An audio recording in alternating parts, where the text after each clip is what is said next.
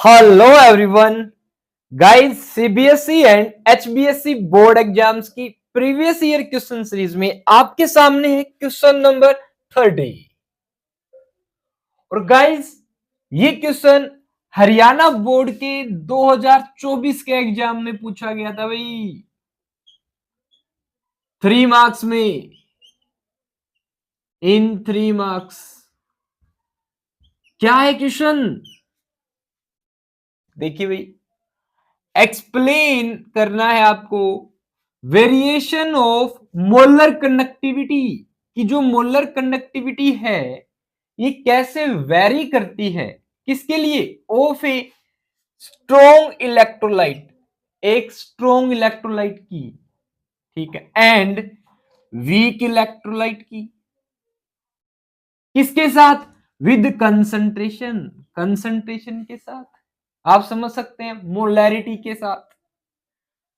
Thorough graph, graph के माध्यम से एक्सप्लेन करना है। गाइस, ये क्वेश्चन 3 मार्क्स में पूछा गया आपसे, बहुत ही स्टैंडर्ड क्वेश्चन है इलेक्ट्रोकेमिस्ट्री से, ठीक है। पहले वीडियो पॉज कीजिए और आंसर को लिखने की कोशिश कीजिएगा, ठीक है, फिर समझना। अब देखिए भाई, पहले हम एक्सप्लेन करेंगे फॉर स्ट्रॉन्ग इलेक्ट्रोलाइट के लिए कि स्ट्रॉन्ग इलेक्ट्रोलाइट के लिए मोलर कंडक्टिविटी कैसे वेरी करती है, ठीक है। और इसको एक्सप्लेन करेंगे अच्छे से भाई ग्राफ की सहायता से। ये ग्राफ है आपके सामने, स्ट्रॉन्ग इलेक्ट्रोलाइट के लिए भी बना रखा है, वीक इलेक्ट्रोलाइट के लिए भी बना रखा है। वाई एक्सिस पे आप क्या करेंगे भाई, कैसे बनाएंगे ग्राफ को? वाई एक्सिस पे आप लेना मोलर कंडक्टेंस और मोलर कंडक्टिविटी, ठीक है, ओके।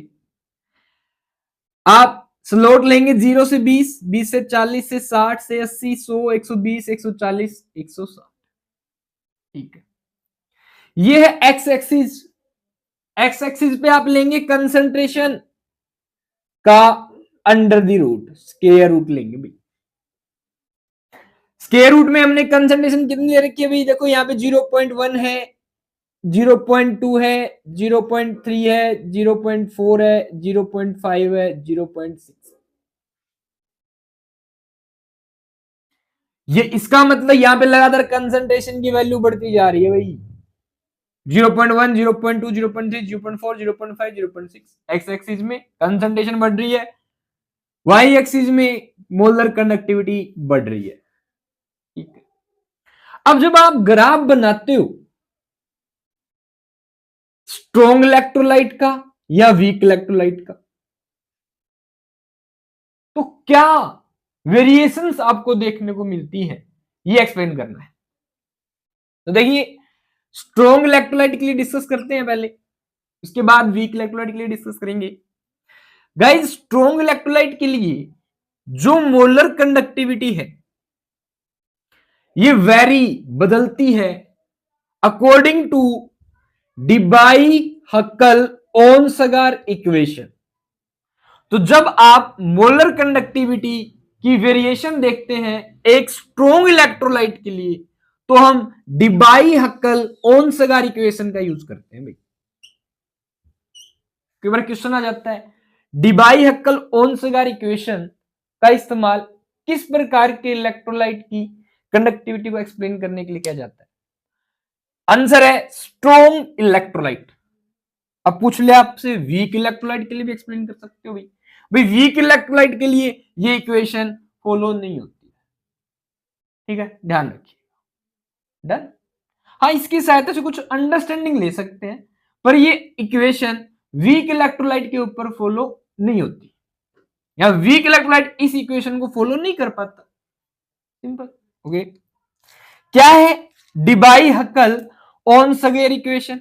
क्या होती है भाई? देखिए, ये इक्वेशन किसी कंसंट्रेशन C पर, molar conductivity at concentration C, किसी भी कंसंट्रेशन पे ये इक्वेशन आपको मोलर कंडक्टिविटी के बारे में बताती है। कैसे? Molar conductivity at concentration C equal होती है molar conductivity at infinite dilution minus में एक कांस्टेंट ए, इस ए के मल्टीप्लाई में under root C concentration. This is Debye Huckel Onsager equation. अब अगर हम इसको देखूं तो गाइज आपको ये एक प्रकार से y is equal to m x plus c linear line की इक्वेशन दे रही है। जो डिबाई-हक्केल-ओनसगर इक्वेशन है मैथमेटिकली एक प्रकार से लीनियर लाइन की इक्वेशन है, स्ट्रेट लाइन की इक्वेशन है। अब यहां पे अगर मैंने आपको दो ग्राफ दे दिए, एक ये बताओ लीनियर लाइन किस में दिख रही है? इसमें दिख रही है भाई, हमें लीनियर लाइन दिख रही है प्रकार से। तो ये क्या है? Strong electrolyte. फॉर एग्जांपल हमने KCl ले रखा भाई एज ए स्ट्रॉन्ग इलेक्ट्रोलाइट, और इसकी मोलर कंडक्टिविटी को हम चेक कर रहे हैं एट कंसंट्रेशन C पे। ये कंसंट्रेशन है अलग अलग, और अलग अलग कंसंट्रेशन पे आपको क्या क्या कंडक्टिविटी मिलती है आप देख सकते हैं भाई। ठीक है, ये देख लो भाई, ये वैल्यू है, यानी 140 से आसपास, 40 से ऊपर, 140 से 150 के बीच है, मैं ये कह सकता हूं conductivity of KCl in concentration पे। देख लो, तो ये वाला ग्राफ कई बार आपके जो नीट और जेई में क्या करते हैं, एरो लगा के देते हैं ए। बताइए ए क्या है? स्ट्रॉन्ग इलेक्ट्रोलाइट या वीक इलेक्ट्रोलाइट? या एग्जांपल दे देंगे भाई। ए क्या होता है? स्ट्रॉन्ग इलेक्ट्रोलाइट, क्योंकि ये इक्वेशन एक स्ट्रेट लाइन इक्वेशन है और स्ट्रॉन्ग इलेक्ट्रोलाइट के लिए ये इक्वेशन फॉलो होती है सिंपली, तो ये वाली इक्वेशन हो जाएगी। ऐसे कोई भी इक्वेशन अगर आपको दे दी जाए जिसमें स्ट्रेट लाइन दिख जाए तो समझ लीजिएगा वो क्या है? स्ट्रॉन्ग इलेक्ट्रोलाइट है। ठीक है, ओके। वीक इलेक्ट्रोलाइट के लिए क्या होता है भाई? वीक इलेक्ट्रोलाइट के लिए ये कर्व बनती है हाइपरबोलिक टाइप। ठीक है, ये वाली कर्व बनती है भाई किसके लिए? वीक इलेक्ट्रोलाइट के लिए। स्ट्रेट लाइन नहीं है तो सीधी सी बात है डिबाई-हक्केल इक्वेशन फॉलो नहीं हो रही। वीक इलेक्ट्रोलाइट के लिए बाद में डिस्कस करेंगे। अब हम इस इक्वेशन की एप्लीकेशन को समझते हैं कि स्ट्रॉन्ग इलेक्ट्रोलाइट के लिए कंसंट्रेशन के साथ कैसे वेरी करती है कंडक्टिविटी। ये बात समझिएगा। देखिए भाई, बोर्ड एग्जाम में ये क्वेश्चन आया हुआ है तो ऐसे लिखना है आपको, डिटो। एक्सप्लेनेशन समझिए क्या है। For strong electrolyte, strong electrolyte के लिए there is only a small increase in conductance. Conductivity या कंडक्टेंस में थोड़ा सा इंक्रीज होगा। कब? ऑन डाइल्यूशन, जब आप डाइल्यूशन करें। क्या मतलब? देखो भाई, यहां पे कंसंट्रेशन है 0.6, यहां पे है 0.5, यहां है 0.4, यहां है 0.3, यहां है 0.2, यहां है 0.1। तो जब आप इस तरफ से इस तरफ आ रहे हैं तो मैं कह सकता हूं इलेक्ट्रोलाइट की अमाउंट कम हो रही है, मतलब कंसंट्रेशन कम हो रही है। कंसंट्रेशन कम हो रही है इसका मतलब डाइल्यूशन हो रहा है। तो आप ये समझ सकते हो जब आप इधर से इधर आ रहे हैं तो क्या हो रहा है? डाइल्यूशन। ठीक है, और डाइल्यूशन पे कंडक्टिविटी देखो, जब आप इधर से इधर जा रहे हो तो कंडक्टिविटी में कितना फर्क आ रहा है? कोई ज्यादा चेंज नहीं आ रहा। देख लो यहां पे अगर मैं कोई 0.6 पे ये वाली कंडक्टिविटी है, कितनी है? अप्रोक्सीमेट 140 के आसपास समझ सकते हैं भाई। 0.5 पे कोई ज्यादा फर्क नहीं है, 141 के आसपास मान लो भाई। ऐसे ही आते कम आते हुए ये देखो यहां तक आते हुए ये वाला पॉइंट जो है यहां पे होती है अप्रोक्सीमेट 149 पॉइंट समथिंग भाई, Simon centimetre square mole inverse. ये कंडक्टिविटी होती है यहां पे। तो जो कंडक्टिविटी का डाइल्यूशन के साथ देख लो कोई ज्यादा चेंज नहीं आ रहा, अप्रोक्सीमेट लगभग कांस्टेंट सी है, क्योंकि ऑन डाइल्यूशन करने पे जो स्ट्रॉन्ग इलेक्ट्रोलाइट है वो डिसोसिएट नहीं होता, तो पहले से डिसोसिएटेड फॉर्म में होता है। अब स्ट्रॉन्ग इलेक्ट्रोलाइट क्या होता है? ऐसा इलेक्ट्रोलाइट जो सॉल्यूशन में पहले से ही आयोनाइज हो रखा हो, आयंस में ब्रेक हो रखा हो कंप्लीटली, लगभग सारा का सारा। ठीक है, और कंडक्टिविटी वो आयंस पे डिपेंड करती है, समझ रहे हो?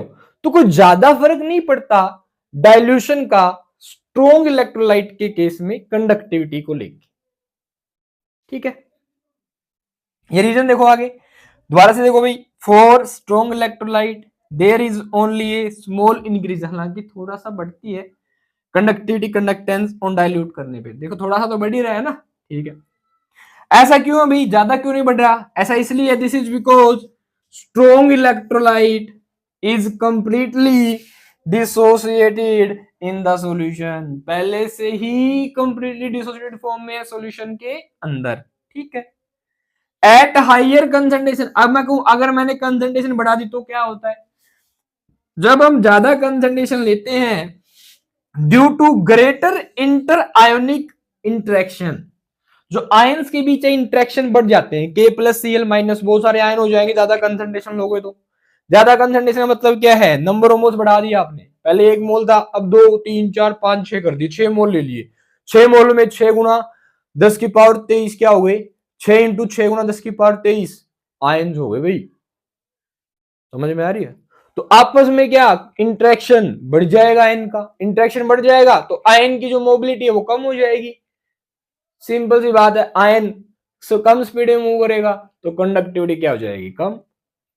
तो due to greater inter ionic interaction, एक दूसरे के साथ संपर्क, कंडक्टेंस फॉल्स, कंडक्टिविटी या कंडक्टेंस क्या हो जाता है भाई, कम हो जाता है। देख लो भाई, जैसे जैसे कंसंट्रेशन बढ़ाई कंडक्टिविटी क्या हुई, कम। ये कंडक्टिविटी नीचे 149 से कम होती जा रही है, टक टक टक टक टक टक। और लगभग मैं बात करूं लो कंसंट्रेशन पे तो लीनियर लाइन ज्यादा मिल रही है, देखो लीनियर लाइन हमें कहां ज्यादा मिल रही है भाई, एट लो कंसंट्रेशन 0.4 तक। उसके बाद देखो लाइन थोड़ी सी मुड़ी है, सीधी जाने की बजाय डॉट डॉट इसलिए दिखा रहे, जानी चाहिए लाइन सीधी पर ये मुड़ गई, हाइयर कंसंट्रेशन पे due to strong interionic interactions conductivity कम हो जाती है in case of strong electrolyte, ऐसे लिखेंगे भाई, डन। तो with the use of Debye Huckel Onsager equation आप एक्सप्लेन कर देते हैं variation of molar conductivity for a strong electrolyte. अब मैं वीक इलेक्ट्रोलाइट के लिए बताऊंगा, आपको लिख के बताऊंगा, पर पहले समझा देता हूं भाई इसी में, ताकि स्ट्रॉन्ग के साथ कंपैरिजन हो जाए। ठीक है, पहली बात, स्ट्रॉन्ग वीक इलेक्ट्रोलाइट के लिए आप ये अप्लाई नहीं करा पाते ये वाली इक्वेशन, ग्राफ देख लो भाई, ये वाला ग्राफ है वीक इलेक्ट्रोलाइट का, क्या हुआ इसमें देखना एक बार, जब कंसंट्रेशन ये दी, देखो मैं ये जो कंसंट्रेशन बोल रहा हूं एक्चुअली ये हम अंडर रूट सी के साथ करो बना रहे हैं, ग्राफ बना रहे हैं, ध्यान रखना, अंडर रूट सी कंसंट्रेशन का स्क्वायर रूट लेके, ठीक है, यानी कंसंट्रेशन इससे ज्यादा ही है, समझ सकते हैं। अब अगर अंडर द रूट ग्राफ हम बना रहे हैं, क्या हो रहा है आप सिंपली समझ लो, सी कंसंट्रेशन के साथ ही बना रहे हैं, ठीक है, 0.4 के बाद कंसंट्रेशन ले ली 0.3, देख लो भी कंडक्टिविटी 20 से मैं कहूं 21 ही हुई है, 22 मान लो ज्यादा ज्यादा,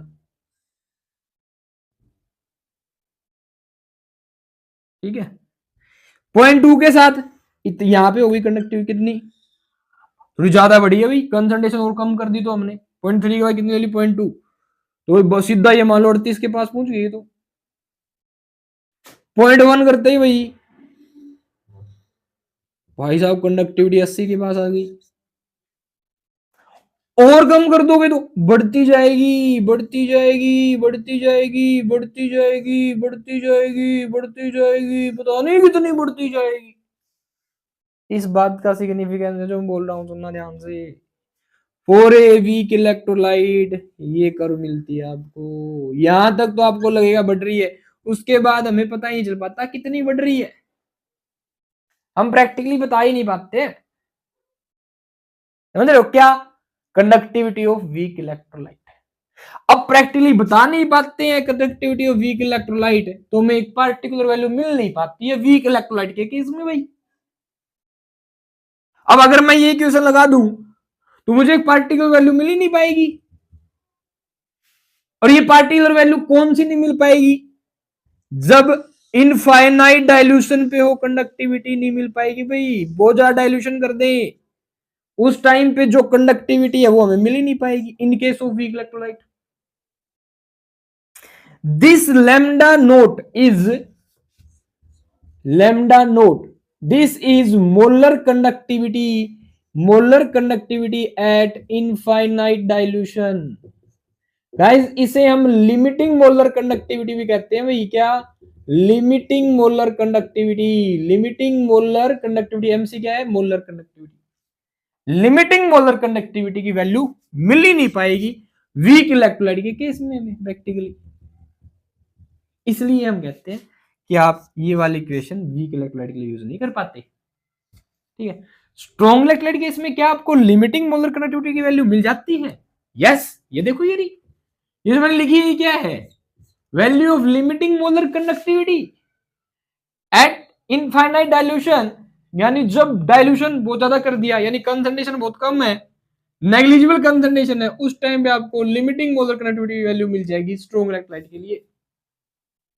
केसीएल के लिए अप्रोक्सीमेट ये होती है भाई 149.5 समथिंग।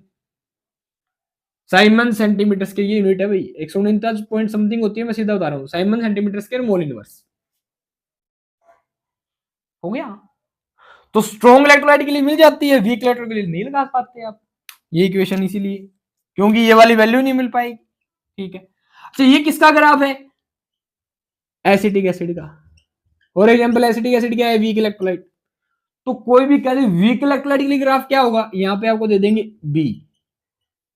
ऑप्शन तो कैसे ही बना दे, A B, A and B दोनों वीक इलेक्ट्रोलाइट के लिए है, यहां इनमें से कोई नहीं, अंदर क्या जाएगा भाई? बी। किसके लिए? वीक इलेक्ट्रोलाइट के लिए। ए क्या है ग्राफ? ए वाला लाइन किसके लिए? Strong electrolyte. Debye Huckel Onsager equation किसके लिए फॉलो होती है? स्ट्रॉन्ग इलेक्ट्रोलाइट के लिए। किसके लिए फॉलो नहीं होती? वीक इलेक्ट्रोलाइट के लिए।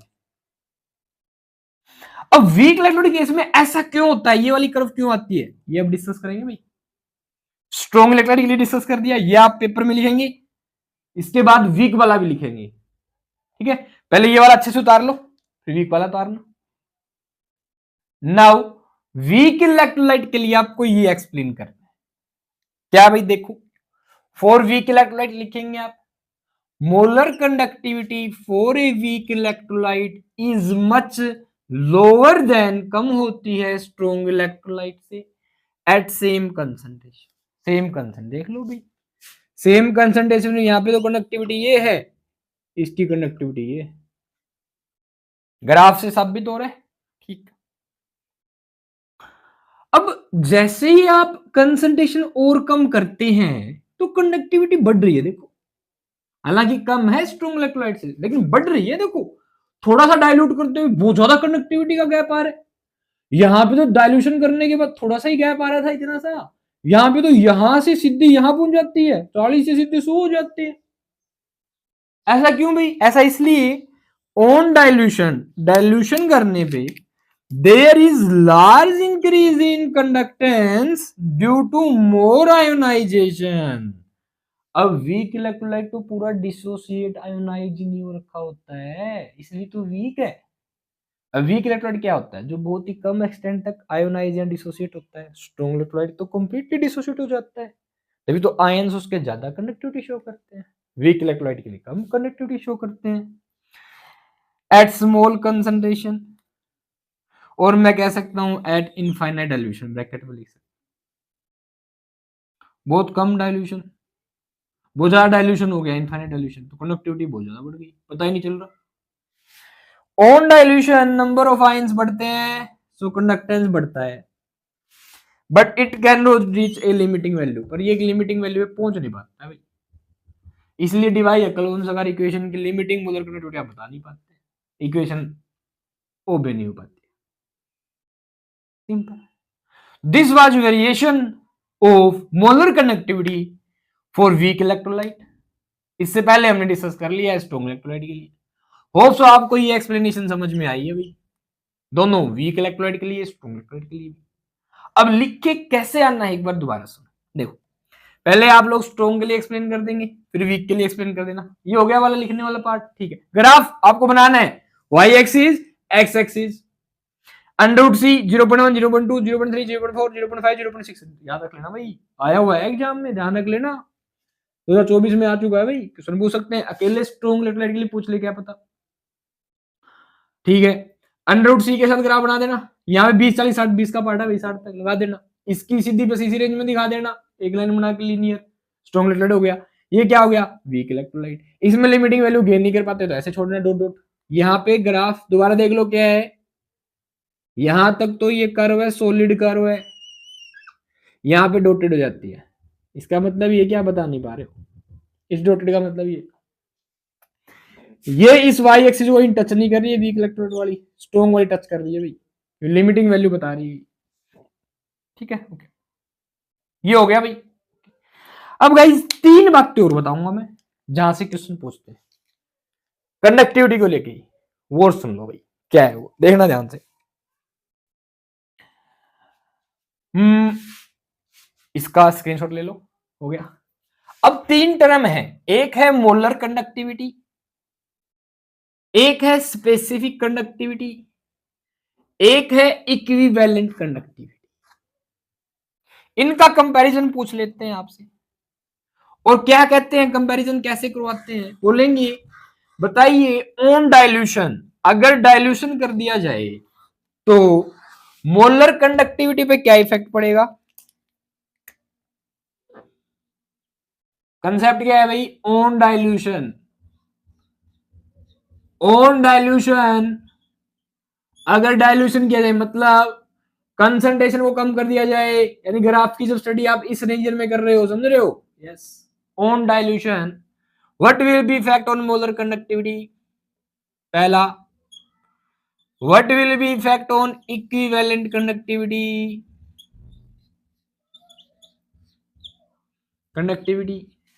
What will be effect on specific conductivity.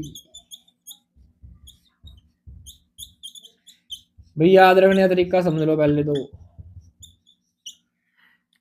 Guys, specific conductivity dilution पे कम होती है, डिक्रीज हो जाती है, आंसर, ये दोनों इंक्रीज हो जाती है, आंसर है इनका। ठीक है, अब बात आती है ऐसा क्यों, मैथमेटिकली देता हूं भाई। मोलर कंडक्टिविटी होती है स्पेसिफिक कंडक्टिविटी इनटू वॉल्यूम, जिसमें 1 मोल हो। इक्विवेलेंट कंडक्टिविटी होती है स्पेसिफिक कंडक्टिविटी इनटू वॉल्यूम, जिसमें 1 ग्राम इक्विवेलेंट हो। क्योंकि मोलर कंडक्टिविटी सिंपली क्या होता है, कंडक्टेंस या conductivity of A solution having 1 mole electrolyte, ये होती है having 1 gram equivalent electrolyte, definition होगी। अब ये क्या होती है, 1 सेंटीमीटर क्यूब वॉल्यूम में जितने भी आयन है, 1 सेंटीमीटर क्यूब वॉल्यूम में जितने भी आयन्स हैं उनके कारण जो कंडक्टिविटी होती है उसे कहते हैं स्पेसिफिक कंडक्टिविटी।